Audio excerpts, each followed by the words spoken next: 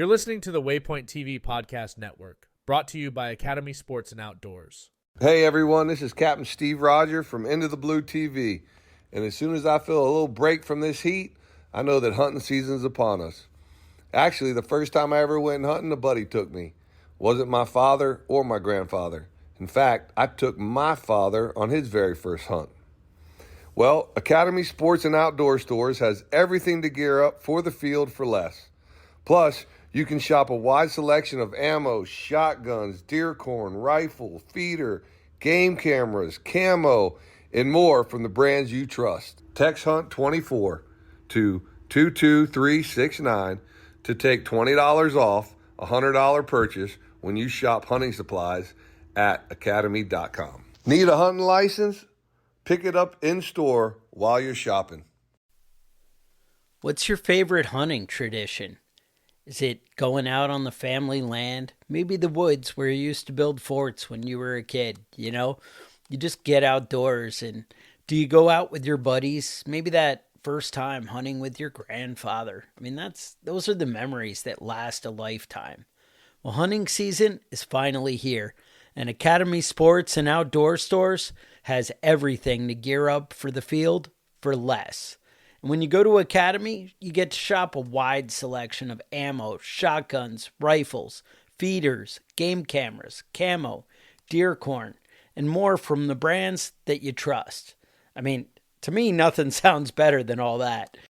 I got you guys a good deal. If you text HUNT24 to 22369, you can take $20 off when you spend $100 when you shop hunting supplies at academy.com. Maybe you need a hunting license. Pick it up while you're at the store shopping. Or better yet, get started now at academy.com.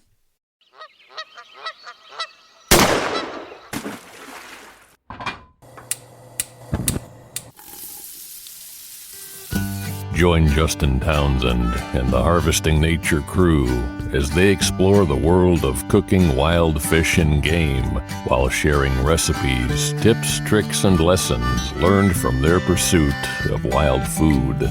We sure hope you ate before the show, 'cause you're gonna leave hungry. This is the Wild Fish and Game Podcast. Hey everybody, welcome back to Harvesting Nature's Wild Fish and Game Podcast. You got your host here, Justin Townsend, and today we have a very special guest, and we're going to discuss a topic that I think is pretty neat. It's steps a little bit outside the realm of food, but still stays inside of it. From a hunting perspective, it could help you become a better hunter. From a foraging perspective, it could help you become a better forager, obviously. And I think that you'll really enjoy this episode. A couple things before we get started. So our wild pig camp, we have 2 of them currently scheduled on the books. We've got one with Hank Shaw, which is going to be next April. That one is filling up very quickly. I think we get a seat or 2 filled every couple days. And then we've got our one in December, which there's still a couple seats left, a couple, I think 4 or 5. For that one, we did offer a buy one, get one on that one. So if you buy one seat, you get 15% off when you purchase a second ticket. That has to be included in the same purchase. That way you're both tied together. But that's a great early Christmas present if you're looking to get something for your brother, sister, lover, friend, mother, I don't know. Running out of things that rhyme. So whatever you feel for that. And then our spice blends are still, we still got a good supply of those ready to go for the holidays. We're coming in November here, so get them quick. They will go quick. And also, too, if you buy any 3 t-shirts from our website, you'll get a free spice blend.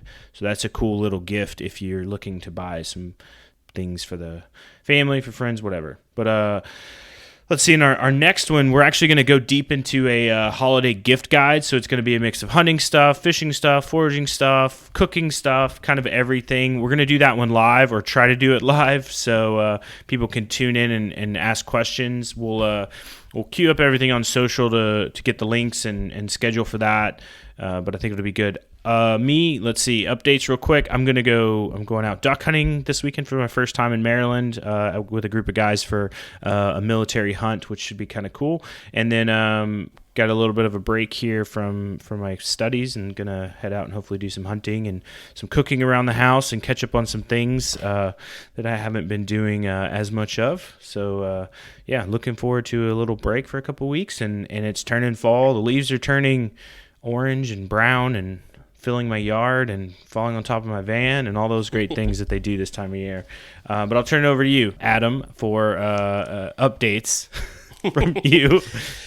I've been pretty busy lately with the hunting season here. Been getting out goose hunting a lot, which is probably my favorite type of hunt that's out there. We usually do field hunting, whether it's layout blinds or kind of in a blind on the side of the field on the tree line. This year, the fields that we hunting got tilled up, so we're usually doing the side of the field kind of hunting, and we've been pretty lucky. So I've been bringing home lots of Canada goose, which I love, and it's a super exciting hunt. In terms of foraging, the main glut is sadly over. There's always stuff to be foraged, but my awesome mushroom season has come to an end with the heavy frosts. So there's a couple little ones out there still that I'll be looking for, but my coming home with pounds and pounds of mushrooms is probably over until hopefully the spring. Yeah, and then I'm just gearing up for deer season and more duck and all sorts of stuff. So I've been, super busy and having lots of fun. I think all our leaves are pretty much gone up here, so we're a little ahead of you guys. Not many leaves left, but I was just telling our guest here, the temperature's sitting at like 70 today in late October, last day of October, which is like unheard of here. So that's been pretty interesting. Yeah, no, I imagine, it's been super warm. It's like 80 here today. I think probably well above 80, mid-80s. I don't know, Adam, what it's like up in Pittsburgh, how warm it is there. It's very warm. I would say it's maybe 78 degrees. I think they were projecting it to be 80, although I didn't check to see if we hit it, but I wouldn't be surprised if it did. But very windy, so, it feels pretty nice to me. I'm not going to complain. So last little bit. Yeah, I was just looking at the weather forecast. So I came from Colorado this summer, and over there they're already getting like snow and predicting anywhere from like 4 to 12 inches all over between the mountains and down in Denver. So I'm like, I'll continue to take this nice weather. It's going to be weird though, duck hunting in such a warm warm day. I haven't done that in a very, very long time. So, but whatever, c'est la vie. We'll be out hunting, so that's good. So let's go ahead and introduce. I mentioned you already. So today's guest is a nature enthusiast, observer, documenter, and faithful adherent to the land in western Pennsylvania. He's the founder of Learn Your Land, a website and YouTube channel that boasts over 200 well-crafted and informative videos on plant and mushroom identification, wild food harvesting, nutritional and medicinal components of wild foods, and the benefits of nature connection. His website also offers several comprehensive online courses and workshops. Adam Haritan, welcome to the Wild Fishing Game Podcast. Thanks for inviting me. Happy to be here. Yeah, we're excited. This is a topic I think a lot of people in the outdoor space, hunting, fishing, foraging community kind of all touch a little bit, but I think it's good to kind of dive a little deeper into kind of the totality of it. So if you could give us a little bit of your background and kind of like your journey that you took to becoming a foraging enthusiast, a hunter, and a teacher, like how did all that happen? It's a good question. I often think about it because I'm not quite sure how it happened because I wasn't really raised this way. Nobody in my immediate family, at least in my bloodline family, is a hunter. So I'm kind of the first. Although my dad did kind of instill in me growing up a love for the outdoors because he took us camping, at least kept us outside doing things. So fortunately, I'm of a generation where we still spend time outside. But I don't remember foraging much except maybe some black raspberries. Although I didn't even know they were black raspberries at the time. I was just told they're edible, you can eat it. And I lived, and they tasted great. I remember kicking mushrooms in the lawn, so I had no connection to mushrooms whatsoever. So I think the transition happened when I was about 19 or 20, and I started becoming super interested in health and nutrition because I wasn't feeling very good. And I thought, well, I'm out of my parents' house. I don't want them taking me to the doctors. I don't think the doctors can help what's going on. And in fact, they couldn't because I would go to some doctors who said, I don't know what your issue is because I had bad digestion, poor skin, just wasn't feeling very good. And I thought this shouldn't be happening at this ripe old age of 19 or 20, you know? So fortunately, the internet was coming around then. It was like 2004, 5, 6, and YouTube was just becoming a thing. So I thought, I'll try to learn this stuff on my own. And fortunately, some of the nutritionists that I was following back then also, they were into wild foods. And they would say, for the healthiest food, go into nature. Because nature is healthier food than what you can find in a supermarket or even what you could produce in a garden.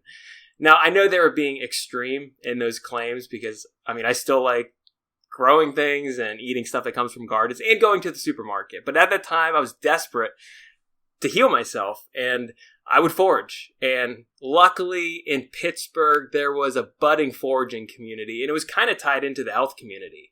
There was like a raw vegan group at the time that would lead nature walks and foraging walks. So I got into foraging that way. And it was just a little bit here and there. Like they planted a seed in me that continued to grow and grow and grow. And I just became super, super passionate about health and nutrition. And I went back to school for nutrition at the University of Pittsburgh and would study research papers and get into the scientific literature and look at how wild foods compared to cultivated foods. And I was kind of shocked to see that wild foods outperformed the nutritional profiles of cultivated foods 9 times out of 10. And so that just confirmed what I had been experiencing the past couple of years. And I thought, I don't want to keep this inside myself. I want to share this with other people. And I kind of wanted to do what those early mentors and nutritionists were doing to me. They were inspiring, they were passionate, and they were just magnetic. And I thought, I want some of that. I want to do that for the rest of my life. So that's kind of how I got into it. And originally it was just pretty much plants and mushrooms. And then I kind of got into hunting a bit, although I don't really talk about hunting too much on the Learn Your Land YouTube channel or in my online courses. But I love hunting, and I'm super happy to talk about it today. Sweet. With that, what have you been bringing home lately? What are you excited to cook that you've harvested recently, or not, or that you got saving up for a special time? So this is the first year that I went out for muzzleloader season. We have an early muzzleloader season in Pennsylvania, and this is the first time I went out for it. So I was happy to get a deer last week. So this week I'm eating the liver and the heart. Sweet. So that's basically the wild food that I'm super excited about this week. We did have a mast deer for acorns. Black walnuts were great. Hickories were great, but I wasn't really paying attention to them too much this year because I was focusing on getting the muzzleloader working, dialing in the powder and trying to get the ammo all situated. Dude, let me tell you about it. And so all of my attention the past month was on like muzzleloader hunting, but I reaped the reward. I got a deer, so I'm able to eat pretty well this week. Sweet, congrats! That's awesome. I went out last Saturday, so it's also muzzleloader season here too, like on the weekends, and they've got like archery mixed in, and I've had a muzzleloader. I've had a couple since I was like probably 18. I think it was like one of my first gun purchases, but I only ever shot that one once, and it's like back home in Oklahoma with my family. But probably it was 2011. I think I went on a road trip from California up to Montana, and this was in Cabela's. I don't know if Cabela's still has it. They used to have like the bargain cave, and you could go in there and you found like all these like half broken things and all this. Well, I found like a black powder rifle in there for like $100, and it was missing the some of the black powder rifles, they're still like the iron sights, but they've got like an adjustable slide on the back sight. It was missing like the piece that slid up and down. And I was like, okay, no big deal. Like I'll figure out something. Well, it happened the next Cabela's we stopped at. I found the scope rings that fit it. And so I was like, oh, great. I have this black powder rifle. Now I have the scope rings. I just have to get a scope and I've got this whole rifle for probably like $150, which was pretty great at the time. I was right out of college, like not a lot of expendable income. And so it's traveled around with me from California, because you couldn't hunt with a scoped black powder rifle in California, to now it's with me here in DC. And I actually, funny, before we moved here, I got a new rifle, to just a regular rifle to hunt with in Colorado, and I took the scope rings off and put it on it. So now I was like, without scope rings, and I thought I had them somewhere just laying around, and I spent a week like looking through the house not to find them, and then I cannot find the sliding peep sight. So I called the manufacturer, everything. They're like, oh, that's too old, we don't carry that anymore. Check the Antiques website. The Antique website said it's too new, they don't carry it. And I'm just like, I'm very frustrated. But I've been archery hunting, so in the place of that, because it's allowed to do that during the season here for muzzleloader. But long story short, I didn't see any deer last weekend, but I've missed some this season with my bow, but not. But I've never actually tried it before. I'll have to come down and try. Yeah, man. Sometime. Yeah, I think it's sounds know what I like is the Pennsylvania, the flintlock season. That's a fun one. I'll probably try to come up again this year to Pennsylvania to do that. That's just like something about shooting those like old rifles. I mean, they're not old, they're more modern, but the old style of rifle is just fun. That's neat. I just rewatched The Revenant, so I had those rifles on my mind. So to bring it back to the theme today, we're talking about trees and how trees can help you become a better hunter, better forager, and how important tree ID is. And I'm thinking a lot about it because I did some tree ID courses in my schooling way back when. And I've worked as an arborist for a little while. I've always been working with trees. And I love the idea of a more holistic approach to finding food in the wild and using not just like the deer or the mushroom itself, but using everything around you to help you find things or to alert you to certain things. And I found Adam on YouTube, and I've used his YouTube lessons for foraging quite a bit. And I saw that you had like a tree course, like Know Your Trees. And so I wanted to talk to you a little bit about that today. So maybe we'll cover kind of hunting first. What role do trees play in understanding animal habitats and animal movement in terms of hunting? Like, do you find that you have your eyes on the trees when you're out in the forest? I always have my eyes on the trees. When I open up the window, when I get up in the morning and I look out, I'm looking at the trees. When I'm driving, I'm looking at the trees. I mean, it's hard to say, like, I like trees more than mushrooms or plants or animals, but I think I like trees so much because I've realized they tell you so much about nature. And they tell you so much about the woods. Now, obviously, if trees aren't there, if you live in like open country where there's not a lot of trees, you can't really use that as a clue to help you identify animals or find where they're going to be or what they're eating. But where I live in the eastern United States, I mean, we have plenty of trees. More trees now probably than we did in the past couple of centuries, just because they're so crowded now. I mean, back in the day, 400 years ago, we had a lot of trees, but they were big trees, so they were spaced out. Now we've got a lot of the second and third growth forests. So we've got a lot of like thickly stocked forests. But I like trees because, well, one, if you're hunting animals, a lot of animals rely on trees either for food or for cover. But also, as I said before, I like trees because it tells you a lot about the landscape. And if you want to become a better hunter, something that a seasoned hunter will tell you is you have to know your land. Like, you have to learn it. And I know that's the name of my business, Learn Your Land, but it's absolutely true. And it's interesting because over the years, I've spent time with birders. I've spent time with, like, just serious birders who do nothing else but bird. And I think it's great that they do that. And I've spent time with people who mushroom hunt, and they do nothing else with nature except they mushroom hunt.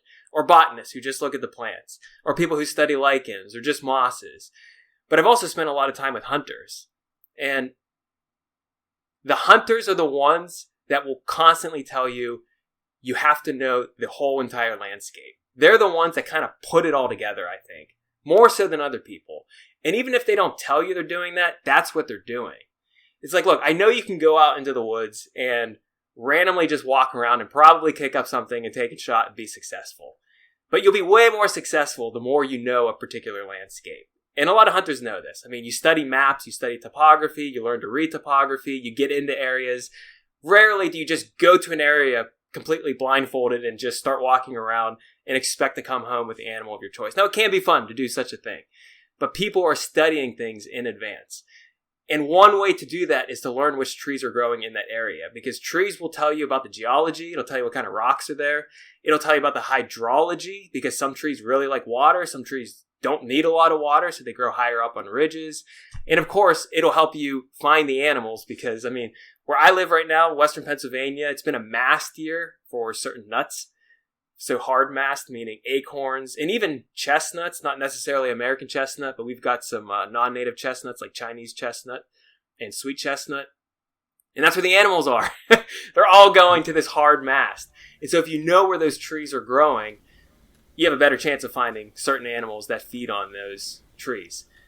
But also with cover as well. I mean, in thickly stocked areas, a lot of deer are bedding down in those areas. I don't really use it for that kind of information.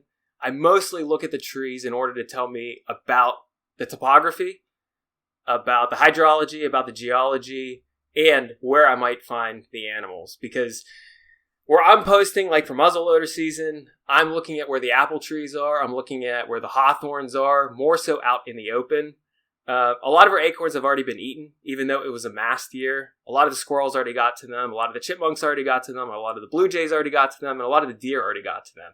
So even though acorns were dropping like crazy the past month, the forest is pretty much clear of a lot of those fresh acorns. And so I'm looking more in the edge habitats where those fruit trees grow. And it's interesting because just because you know where a certain tree species grows doesn't mean it's going to produce a lot of food. Because oaks that are growing maybe in the shade or being shaded because a red maple next to it's like growing on top of it, it's probably not going to flower successfully, which means it's not going to fruit successfully. So that's probably not going to be a tree I'll be checking to see if there's animal activity under. But a tree out in the open or along the edge of a path that's getting a lot of sunlight, those are the trees that are going to be producing a lot of food, and I'll probably have a better chance of finding an animal there. Very cool. Are there any particular ecosystems you find yourself looking for when, let's just choose whitetail because we've been talking about it.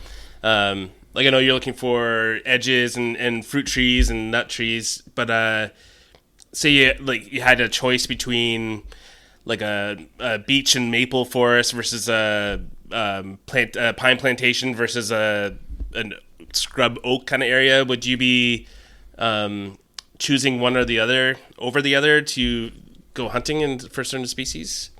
Yeah, for sure. So, I mean, people will joke that in Pennsylvania you can find deer anywhere because there's like 30 deer per square mile. Like we have a lot. We have over 1 million deer in Pennsylvania, so there's a lot. But when you get into public property, public lands, which is where I pretty much do all my hunting, it's a lot harder because there's a lot more pressure from human beings. There's a lot of private property around, so the deer kind of hang out there because they know they might not be hunted as much. So I have to be picky and choosy about where I'm going to go. So you mentioned beech and maple, maybe. Yeah, I would pick the beech. Yeah. Because it's a mass species. But unfortunately, where I live, the beaches aren't doing too well. So I probably wouldn't even have a lot of luck in the beach area. But yeah, I'm using it to find certain ecosystems. You mentioned the edges. I mean, one thing that I learned years ago, and I know it sounds obvious to a lot of hunters, but deer, at least what I found to be true, is that white-tailed deer really like changes in habitats. So I guess you could call it an edge, but like where timbered land meets a more mature forest, or where a swamp meets a forest, or where a field meets a forest, or where a swamp turns into a marshy area where it gets a lot more thicker. Those kinds of areas, it's typically where I'm heading. And if I look on an aerial map, you can kind of see this stuff. You can see where the trees get thicker or where they're not as thick. But yeah, I mean, I'm getting into those certain ecosystems. And back to tree identification, one area that I really like to go to on these public lands is where old homesteads used to be. Because where old homesteads used to be, usually you're finding fruit trees, like apple trees. You might find a persimmon tree that's planted. You might find hawthorns that are there, or just younger vegetation that the deer really like. And one way I can do this, even from a distance, is if I see certain trees that, I'm going to put this in quotes, but shouldn't be there. Like if I see a Norway spruce, just one, in the distance, that tells me there's probably a homestead there in the past. Or if I see an arborvitae, which is northern white cedar, somewhere in the distance, just one of them, and it's like pretty big, I'm thinking, okay, there's probably a homestead there, especially when there's maybe a bunch of oaks and maples and other native trees around there. So I head to that area, and sure enough, there's a clearing there. Oh, and there's a lot of deer sign there. And there's an old persimmon grove there, and there's some apple trees there. Oh my gosh, this is where the deer are. So sometimes knowing where like the anomalous trees grow in an area that would otherwise host native vegetation, that can tell you that something was there in the past 50 to 100 to 150 years. And so there's a difference there in that ecosystem. And I went ahead there to check it out. And 9 times out of 10, it's a good spot for hunting. Deer, at least. Oh, that's really cool. One of my tricks is always if I'm walking in the woods and I just see a straight line of trees, of mature trees that are unnaturally in an unnatural straight line, that's often the side of an old driveway or a windrow or something like that. And it's just like you're saying, I follow that, and inevitably there's some sort of old crumbled down foundation there. And I never thought to hunt it, but it makes a lot of sense that species would be drawn to those areas too. But have used them for foraging, because that's often where you find wild or feral onions or asparagus or lots of cool stuff like that too, fruit trees. So yeah, and there's a lot more light generally in those areas as well, and animals are attracted to that because where light is, there's fresh growing vegetation. Now, obviously not in January or February or March if you're under like a foot of snow, but generally you're going to find freshly growing vegetation and a lot of biodiversity and a lot of plants where the light is. And old homesteads typically aren't, in every case, so overgrown that it's like a deep dark forest at this point. Like, those are good places to at least check out, in my experience. Yeah, it makes sense. Ryan Reynolds here from Mint Mobile. With the price of just about everything going up during inflation, we thought we'd bring our prices down. So to help us, we brought in a reverse auctioneer, which is apparently a thing.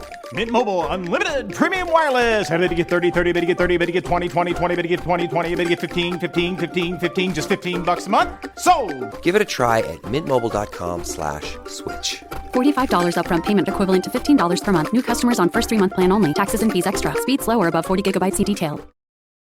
This episode is brought to you by United Airlines. When you want to make the most of your vacation, book with United. They're an airline that cares about your travels as much as you do. United is transforming the flying experience with Bluetooth connectivity, screens, power at every seat, and bigger overhead bins to help fit everyone's bag. And with their app, you can skip the bag check line, get live updates, and more. Change the way you fly. Book your next trip today at united.com. You mentioned looking at something over a distance, and like when I learned all my tree ID in school, it was very kind of static thing where we just learned like the bark, the branch, the leaf, and generally they were like just in a lab in front of us. Sometimes we'd go out and look at the trees, but it's very like individual species oriented. But I saw on one of your YouTube episodes, you were overlooking a forest, and you could tell a lot about the forest just by seeing the tops of the trees. So say you're on like a rise or a cliff, and you're looking over and you're trying to read, just like like a whitewater canoer can read the water. You can kind of read the forest, even if there's no leaves on the trees. What kind of things can you kind of pick out when you're just seeing this like sea of trees underneath you that could help find certain spots that are better for hunting? So this is a skill that definitely takes time. I wouldn't start somebody on identifying trees from a distance. You really have to learn the tree up close and learn as many features as possible before you attempt something like identifying a tree from a distance. But I'll tell you what, when you can do that, people think it's a magic trick, especially when you're driving. I mean, you could be wrong and they'll still believe you, you know? Like, you don't have to tell them, like, I don't know if that's actually true. But they'll believe you, you know? Anyway, I mean, you're driving in the car at like 70 miles an hour on Interstate 80 or 79, and you just look out and you're like, wow, look at all those maples or look at all those oaks. And a lot of it has to do with what's called phenology. And phenology is the study of the timing of biological events. So when do certain things happen? So like, when do the wild leeks appear in the spring? Or when do bucks start rutting in the fall? Or when do the leaves start changing color? And the thing with trees is, not every tree does the same thing at the same exact time. There's a sequence, and the sequence is pretty predictable every single year in a given area. It's rarely out of order. It might be earlier one year, it might be later, but as far as the order, it's pretty predictable. So for example, in early spring, there's certain trees that produce flowers earlier in the year than others. Where I live, it's elms and maples. Not all maples, but silver maple and red maple, American elm, slippery elm. They're the only trees, hardwood trees, that are producing flowers in like March and April. So all you have to do is look around, and if you see trees that are flowering, you know it has to be one of those 4 trees. It could be a non-native tree, but I mean, most of the time it's going to be one of those trees. Another good example is in the fall when leaves change colors. Some people think that, they all change certain colors at the same time, and that's not true. There's a tree called black gum, which starts to change colors in August where I live. And it changes red, and also orange and yellow sometimes. Scarlet oak is a tree that changes red, turns red, but that doesn't change until late September, October. So if you're on one ridge overlooking another area, down the valley up to another ridge, and it's August, and you see leaves turning red, and nothing else is turning red, but leaves are slowly turning red, there's a good chance they could be black gum trees. But if it's October, I mean, it could be scarlet oak, but it could be something else as well. So just learning the biological timing of events, like when certain things happen, when the flowers happen, when the fruits happen, when the leaves change, that can help you identify trees from a distance. And of course, this can help you with hunting because, as I said before, I mean, if I'm on a ridge and I look down in a valley and like over a field and then it gets forested again, but I see, and I mentioned this before, but if I see something like a Norway spruce, and I can identify it, because Norway spruce is very characteristic. It has these branches that have like tassels hanging down from it, almost like a cowboy jacket, where like you hold up the sleeve and then there's like tassels hanging down. That's what the branches of Norway spruce look like. But to my knowledge, no other conifers look like that around here. So if I see that in the distance, and just one, I'm thinking, oh, I doubt that was, just came up. Because Norway spruces are typically planted. And if I just see one, it was probably a homestead. So I'm going to head over there. But if I want to find water, look for sycamores, because sycamores typically grow near water. And that one's very easy to identify from a distance. So if you like to hunt bottomland areas, or if there's certain animals that you're hunting that are hanging out in bottomland areas, look for certain trees that are very predictably growing in bottomland forests. Yeah, that makes perfect sense. And I think the phenology thing, the best way to learn that and to learn to observe it is just to be outside a lot, right? Just to be outside at all points in the year and observe everything around you. You're going to start to get a good sense of the timing of everything and get a good sense of when it's off, or not off kilter, but early or later, like you mentioned. Yeah, I always notice there's trees that will turn colors earlier than all the other trees if they have their roots in near water, like standing water. I find they always turn kind of early. There's little things I look for like that. But it's a matter of just time spent in the woods, and as hunters, that's what we end up doing a lot, which is beneficial for us. Yeah, and the thing with tree identification, a lot of people believe, and there is some truth to it, that if you just spend enough time in the woods, you'll learn to identify trees. And it can work. I mean, that's like osmosis. You just spend enough time and you'll learn the trees. But you could do it much faster if you do discipline yourself to actually say, like, what tree is that? I don't know. I'm not going to wait another year. I'm not going to wait 2 more years. I'm not going to hope the answer comes to me. I'm just going to learn it right now. Whether that means getting out your phone and having an app identified for you, or having a friend tell you, or doing it the old school way, which is what I like, getting out a identification book and keying it out. All those things can help you. But I've found with tree identification, you could vastly improve your skills as long as you discipline yourself to do it and treat it like a skill and not just something that will come to you naturally. It can, but you could expedite the process. I think one thing I've been going out a little more, and maybe this is a recommendation to folks to do it. Like, you go out, you hunt deer during the morning, right? And probably like 9:30, 10 or whatever. You're like, all right, if you haven't seen any deer, you're moving on with your day. You're either packing up to go home, or you're gonna go get lunch or do whatever.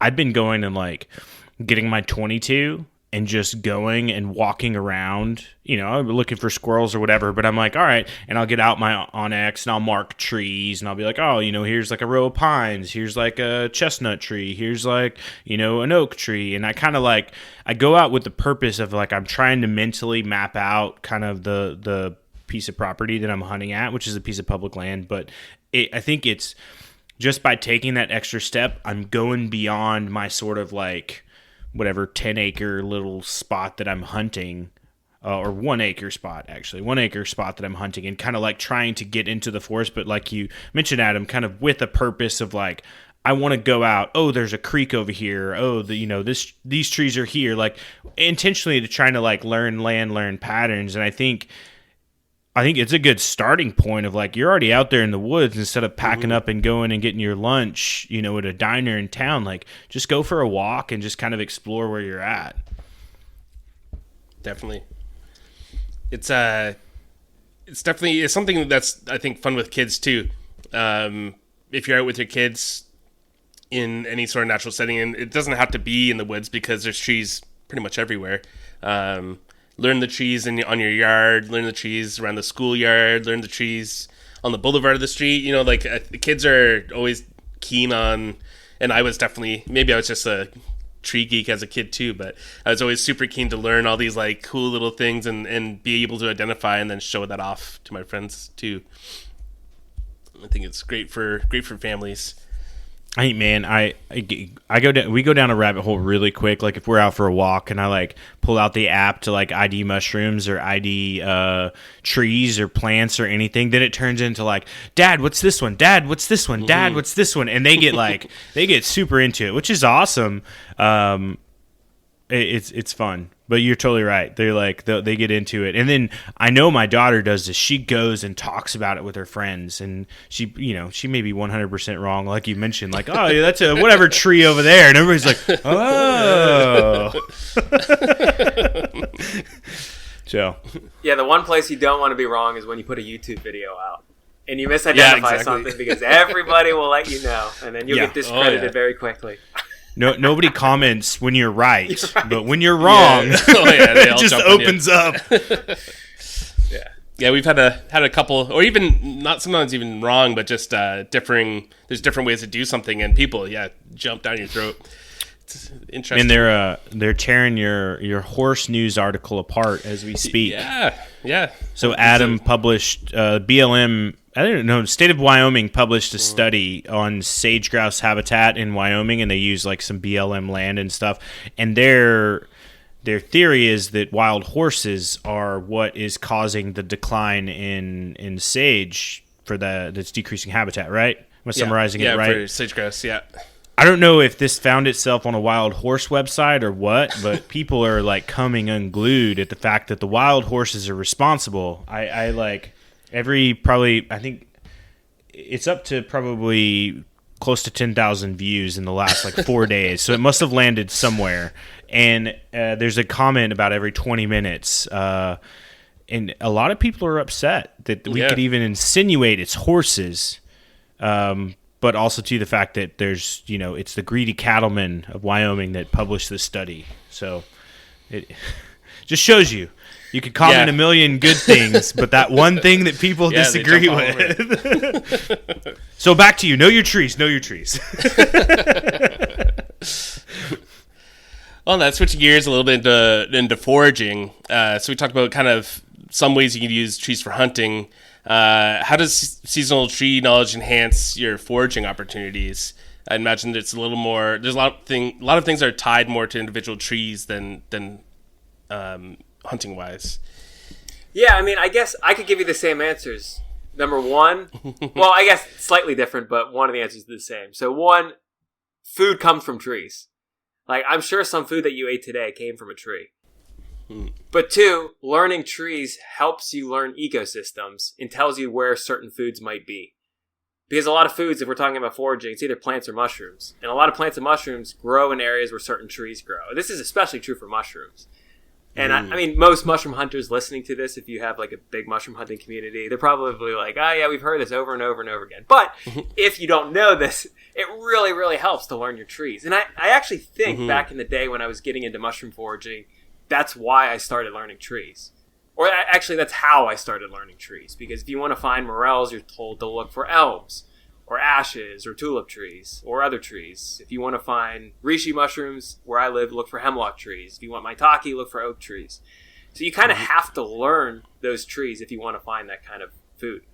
So those two things. But I mean, like, if you're eating hickory nuts, like, you got to know where the hickory trees grow. And you have to know how to identify hickory trees. But it also helps because, I mean, squirrels love hickories as well. So it's like, go out harvesting hickories, but also bring your 22 with you.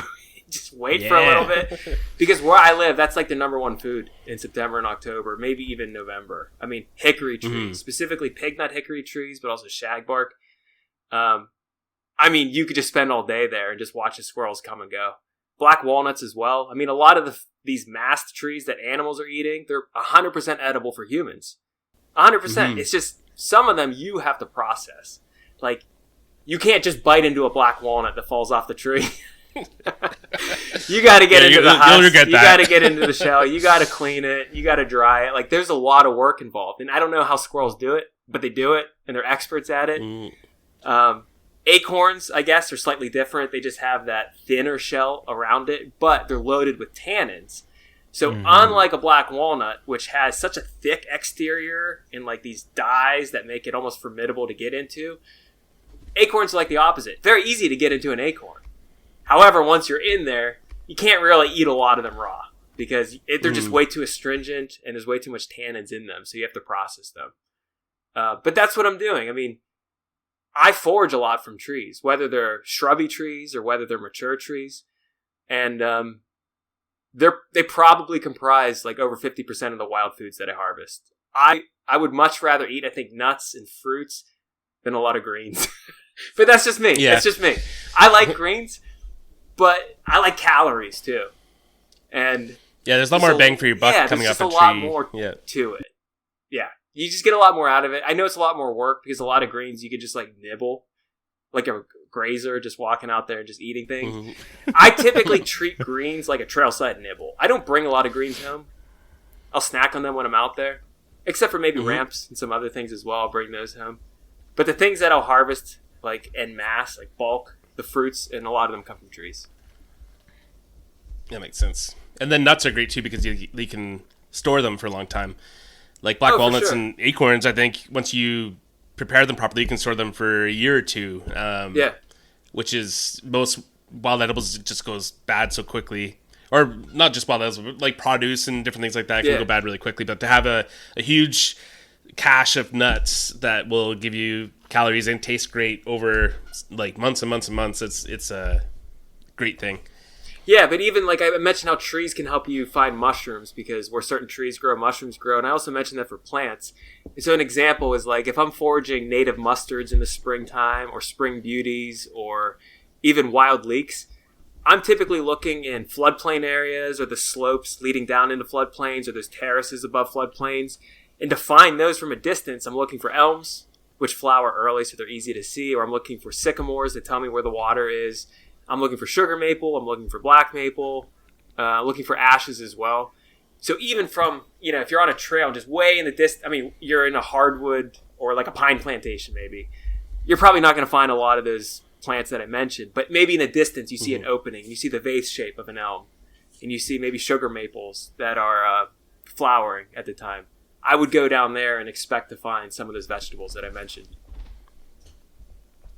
Yeah, definitely. I every fall I spend an inordinate amount of time looking for hen of the woods or maitake mushrooms because they're one of my favorites. But I quickly learned that like it's a relatively rare mushroom. They can be quite camouflaged sometimes. It can be hard to find. But looking under every oak rather than looking under every tree in a forest makes a huge difference. Knowing your oaks, like I still have to, the places where I walk, I still check under every single oak, but that cuts out like 90% of the other trees in the area, 80% of the other trees. So that just focuses your search for certain things so much quicker than just checking under every single tree, which can be quite tiresome after a while. So I've employed that a lot. Just knowing there's something you want to find, finding the tree that is associated with it, and then just finding the trees. Because you can pick out an oak tree from quite a distance, but you can't pick out a hen of the woods mushroom from quite a distance unless it's a massive one. So well, that's the thing. It's not it's not like always these trees are physically connected to the plants or to the mushrooms. In the case of mushrooms, a lot of times they are. But I'm not saying like, an elm is physically connected to a wild leaf. It's just that it's a lot easier to see a tree. They're just big and they're perennial. So they're around year after year after year after year. And because of their size and because of their longevity, that's what makes them such great indicators of ecosystems. And that's why I recommend people learn trees, because they're just easier to see from a distance, and they're constantly there. Mushrooms aren't constantly there. I mean, they come and they go. Or some years they're just not there at all. And they're just small most of the time. So it's just harder to use them as ecosystem indicators, although you can, because everything in nature is a clue. It doesn't matter what it is. Even like a bent twig. Like something bent that. So that can tell you, that might have been a human, it might have been a deer, it might have been a Sasquatch, who knows? But it tells you something, because nature always leaves clues. Definitely. I tend to find, like, there's certain trees, too, that have, that can act as waypoints or landmarks, or because they're very grew in a specific way. I find using certain trees, once I start noticing trees, you start to notice the peculiarities in between them. And then I've been finding in a forest that seems endlessly the same, or somewhere you could get lost in, having these particular trees can actually make you find your way home a lot easier, or bring you to old mushroom spots or old foraging spots or hunting spots. Being observant of them, I feel, just makes you... It's just like a weird building in the city or a sign in the city that you could use as your landmark every time. Trees can just easily help you with that too. And in that same sense, what about fallen trees or decomposing logs or trees with like they call them church doors, like a hole in the tree? How can those assist foragers in finding fungus for the most part, or mushrooms for the most part? Well, some mushrooms only grow on wood that's decomposing.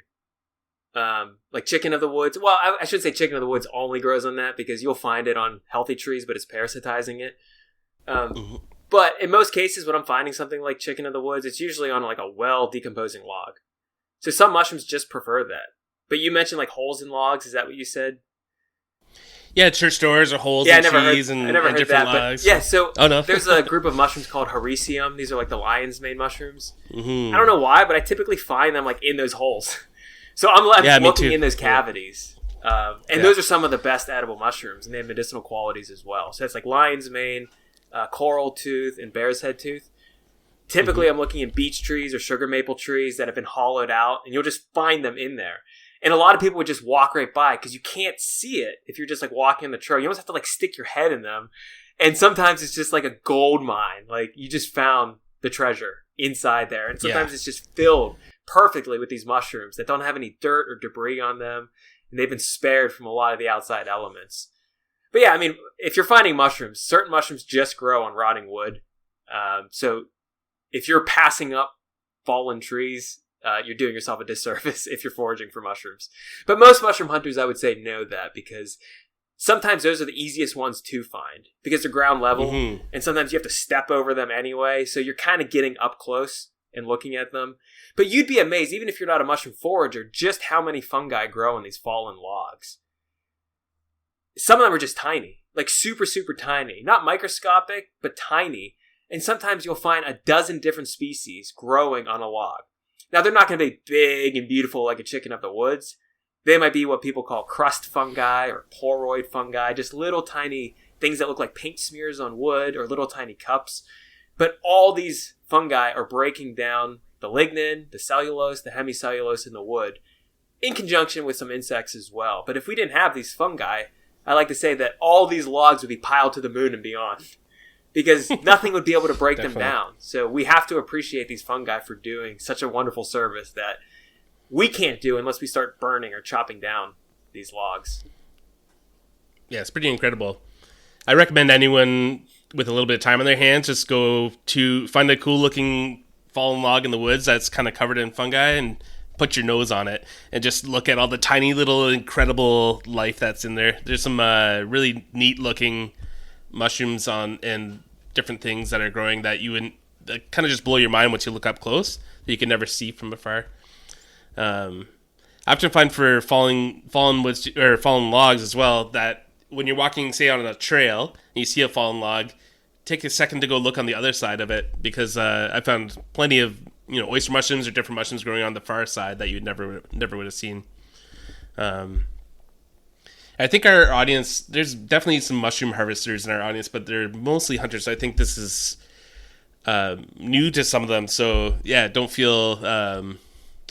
bad about saying some things that might seem obvious, because I think there's a lot of our listeners who haven't really been exposed to mushrooms too much.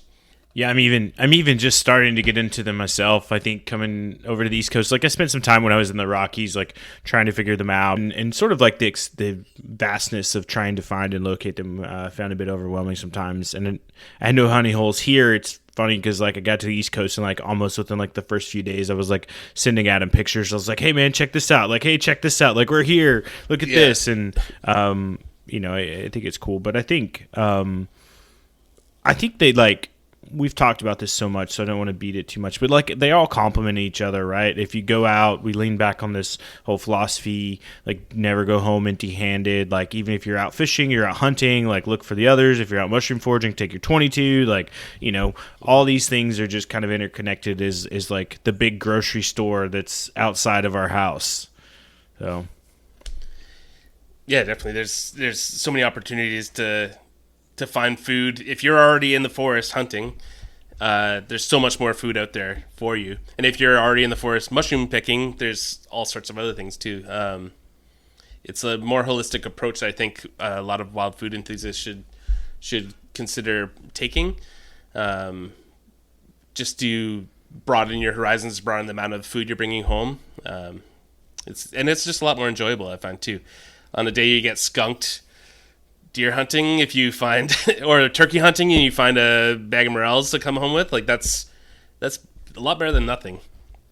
It's my chicken of the woods the other day. No missing a deer and then finding a big old stash of chicken of the woods. I was like, oh, this is great. So how is your relationship with trees and tree knowledge deepened your connection to nature and your experience of being outside? I mean, it's given me a reason to spend more time outside. And I think more people need that. Reasons to spend time outside. So it's kind of kept me glued out there. But I don't know. It literally has changed me because I just see nature differently. And I think it's because I'm looking at trees a lot more. So when I first started looking at trees, I was just trying to identify trees. But then you start seeing birds in the trees. And so you want to know what those birds are and why they're there. And maybe why certain birds are only there part of the year and why they disappear, or where do they go and what do they eat and what can that tell you about the landscape? I mean, so it's just opened up all these doors into other areas. And that's why I strongly encourage people to learn trees because of all those reasons that I mentioned, and also because of everything else that they can show you and teach you. But really, they've kept me going out as much as possible. I can't go outside without looking for trees or looking at trees. It might sound like a problem that I have, but people wouldn't know it, And in fact, when I go out with a tripod, it's so funny because when I was filming a tree course a couple years ago, you'd set up a tripod and you're aiming at a leaf on a tree because you want to get a steady shot. And anybody walking by, they'll never guess that you're actually photographing and filming that leaf. They always assume there's something else in the tree. Beyond. Something, I'll put in quotes, better. They're like, oh yeah. They're like looking like way up into the camera like, what do you see? And at first I'd be like, oh, I'm just taking a picture of this leaf. And they would just like look at me in disbelief. And some people would just not say anything and just walk away. Like really? Like it's my fault for disappointing them. And then over time I would answer, look, it's not what you think it is. I'll tell you what it is, what I'm looking at, but it's going to disappoint you. It's that leaf right there. And they think it's funny, and then we carry on a conversation about why I'm photographing the leaf. But a lot of times people think you're birding if you're looking up in trees. Yeah. It's like, no. I'm looking at the trees. And of course I like birds as well. But it's changed my whole outlook on nature. I try to connect everything back to the trees. I might sound very fundamentalist when I speak that way. But if it can happen to me, I think it can happen to you as well. Yeah. I think it's happened to me. I feel... I don't know, slightly obsessed with trees. Just looking at them, finding them, just watching them change, seeing everything that lives in them. Since I did my tree ID course back when I was 19 or 20 in school, it really opened my mind in a lot of ways, like you mentioned. And I remember going on a hike with a friend of mine, and he said, I would love to see the forest as you do, because all I can see is green. and it's just a wall of green that doesn't have anything or do anything, and sometimes there's sounds and whatever. But you said the way you are looking at everything is so different. Like you can see the tree and identify it. You know what it's connected to that tree. You know the animals that are connected to that tree. You know all these different things, and I'd never thought about it that way before. And I think a lot of people just see that wall of green, and if you can pierce it, there's so much behind it that's so valuable and entertaining and educational and all these things. And I find that trees, beyond the oxygen they provide us and the wood and all of the things they do, they can also provide just this like sense of well-being, like all these things. I just love trees. Love them. Yeah, I mean, they tell stories, and I've been getting into history a lot lately, like the past couple of years. And so when I look at trees, I'm also trying to decipher the history of the landscape. And trees tell you a lot about that, because if you're seeing young trees, that means something happened there. If you're seeing old trees, that means, well, somebody was instrumental in protecting those trees. And so why? Because not many people were like that. Most people wanted to cut trees down. They needed to cut trees down, and then they wanted to cut trees down because you make a lot of money doing that. Or they just needed to clear the land for agriculture. So to find like an old growth forest in Pennsylvania, which was so heavily cut over in the late 1800s and early 1900s, but a forest that has been around since the late 1600s, it's like, well, why? And then it makes you want to learn more about those people who protected it. And in many cases, it's like a lumbering company that protected it. It sounds so ironic, but they would protect certain tracts for their homestead or for their families to hunt on or fish in. And fortunately, their descendants also wanted to protect it. Although sometimes there were legal battles, because if you sell those trees, you make a lot of money. And you get a good inheritance if you do such a thing. So it's just interesting to tie all this back into history. Yeah. There was an old mill, this really old guy I knew briefly. He had like a old school mill, and he did some horse logging and stuff like that. And he said there was this massive old maple or sugar maple on the back of his property that fell over in a storm. And so he did a cross cut on it, and he said it was something like 450 years old or something like that. And on the cross cut, you could see where people had tapped this tree throughout history and the different taps that they would use for maple syrup. From the modern taps down closer to the center of the tree, you found evidence of old wooden taps used by native tribes in the area. And just this beautiful, cool, awesome piece of history like that from this massive old tree just kind of blew my mind. You can just see literally year by year how things changed. We could get into that tree rings forever too, but yeah, I mean, it's I like that connection with history. You can't cut a mushroom open and get that same information, right? You can't cut the stalk of a plant and be like, tell me about the past 300 years. But you can do that with the tree. Yeah, it's pretty cool. Future you faces some big expectations. Work out more, go to bed earlier, and most importantly, make smart money decisions. Thankfully, today you has Bank of America.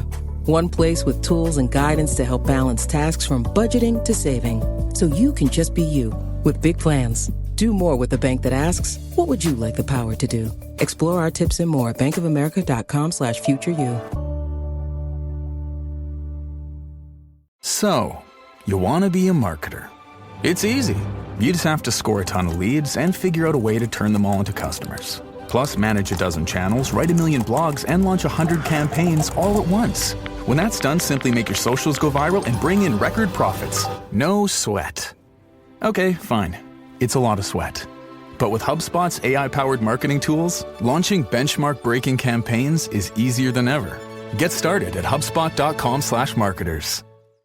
So if people want to learn more about trees, if they've been inspired by this and want to learn more, how can beginners best approach learning to identify trees? Are there like tree identification tools or methods that you find? I know you mentioned you prefer like a book with a key, but what are the tools that you would recommend? Yeah, so I'm not like so up to date with a lot of technology. You guys realized that yesterday when you tried to connect with me, and that just like completely blew up.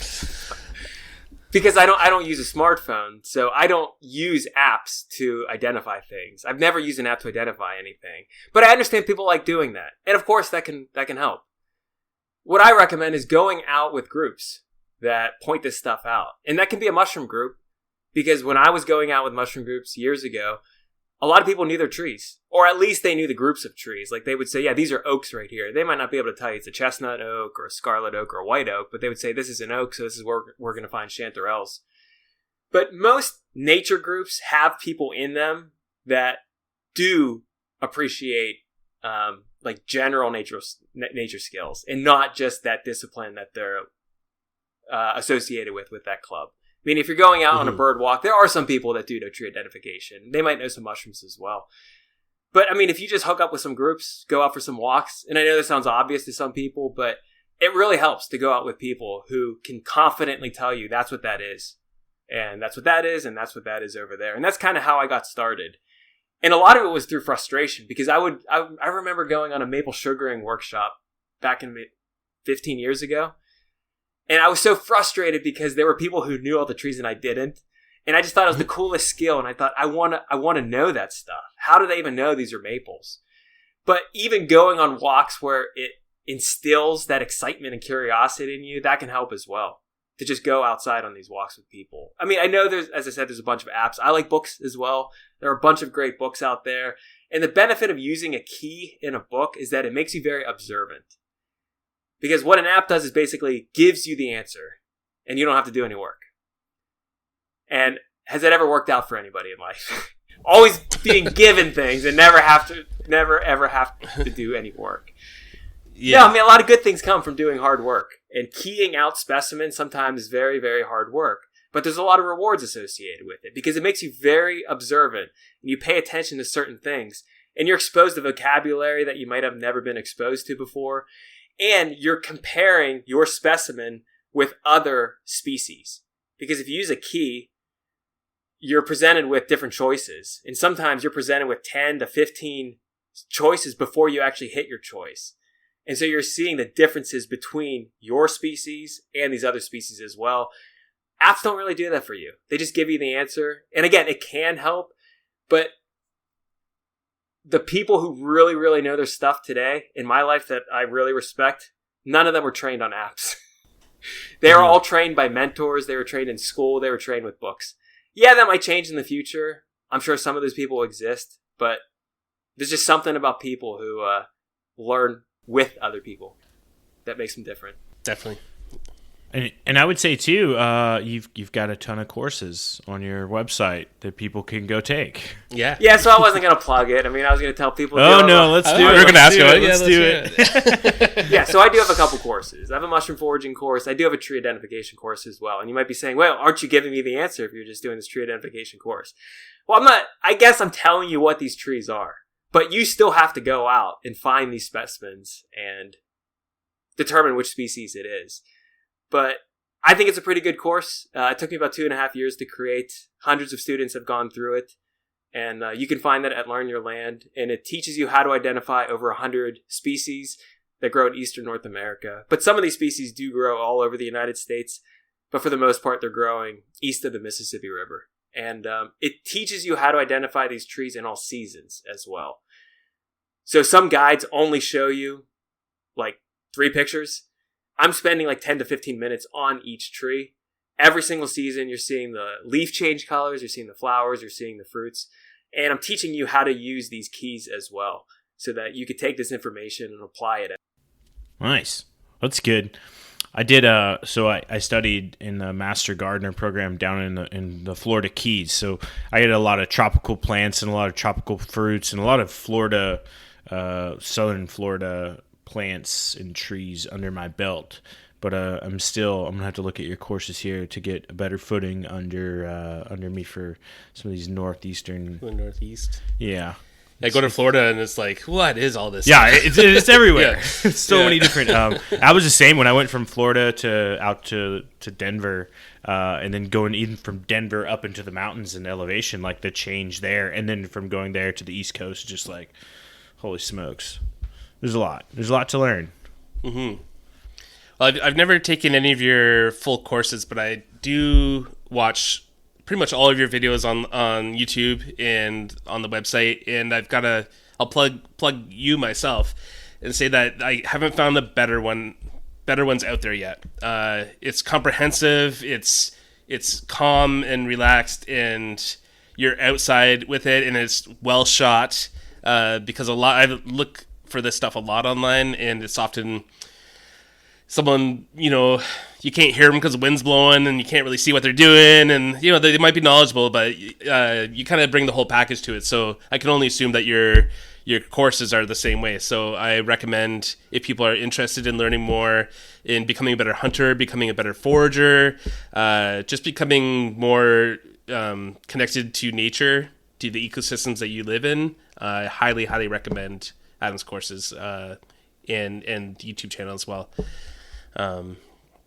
Is there any way that people can get a hold of you with questions, or are you on Instagram or Facebook or anything like that?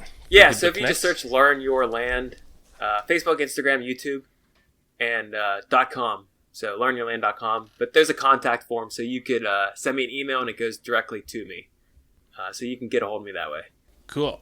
Well, Justin, is there any misfires, alibis, last things to say? It's my turn to ask you. I'm on the other side of the fence. No, I think it's good to hear. I think we look to sort of like promote growth as hunters, anglers, foragers, the whole shebang. As I mentioned earlier, I think this is a very vital tool to keep in your toolbox as you continue to acquire skills that go beyond just looking for food, but just also being a good steward of the land and knowing your land and being an advocate and understanding how everything's kind of interconnected and works together. So thanks for coming on and talking about all this. Did you have anything to leave the audience with before you go? Any last thoughts? I would just say, trust nature. Spend time outside as much as you possibly can. It's the realest thing that we have. There's a lot of fake stuff out there. I don't like being presented with fake anything.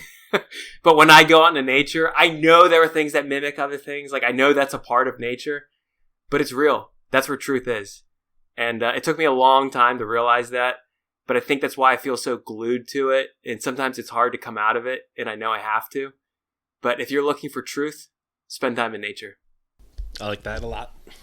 Yeah, no, thanks for coming on again. We'll include all the links in show notes online, and be sure to head over to social media and give Adam a follow. And that's Learn Your Land. Go on, search it up, as my daughter says, and you'll find him and connect with him there. And then whatever podcast platform you're listening to, punch that 5-star button. Leave us a review. Tell us we're doing right, or, tell us we're doing wrong. Everybody else is.